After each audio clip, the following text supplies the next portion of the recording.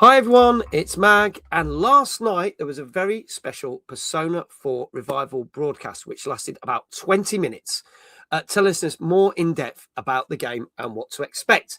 Now, obviously, if you have never played Persona 4, the original, or Persona 4 Golden, which was a revamp of the game, you can get into this game straight away. This is the first thing. You don't need to have played any of the other Personas to be able to play this. This is a standalone title. And for anyone who's played the original or Golden, they've added enough stuff into this to make this fresh and new for returning players. So I'm going to go through some of the things that they've added and talked about last night, which I'm quite excited for. Firstly, the whole graphics have been revamped and modernized. It looks absolutely superb. Okay, they went more in depth in the story of how your character ends up in this town of Inaba. It's a brand new student about to start a new school, make some school friends, but there are these mysteries taking place, that people are disappearing and a couple of murders as well. And you start to investigate. There's all these rumors that it may be caused by this weird thing called the Midnight Channel, which is a TV that if you watch at midnight when it's pouring with rain, you may see your soulmate. However, this might not be necessarily true, and it might be pulling people into the TV, and that's why they're going missing. So you go to investigate.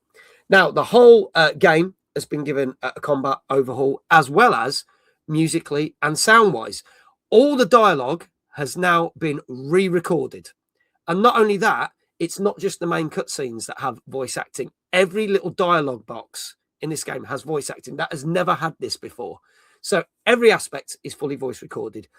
The existing music tracks have been revamped and remastered, and brand new tracks have also been added into the game to give it kind of a fresh feeling.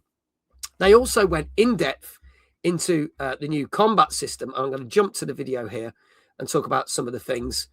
As noted, they talked about the fact that all the graphics have been massively enhanced.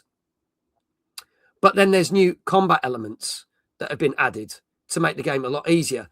Guarding, which is like blocking. Normally, if an enemy attacked you and they got the upper hand, they would get the advantage. Now you can block and stop them. Send flying is when you send an element to one enemy, but it can be chained over to another enemy. Baton passing is when you can just jump from one character to another. You don't have to use up all your turns because it's turn-based combat. You can jump to get the advantage and bounce back. And then there is prime time, which is a feature that allows you to have more free turns to get the advantage in battles.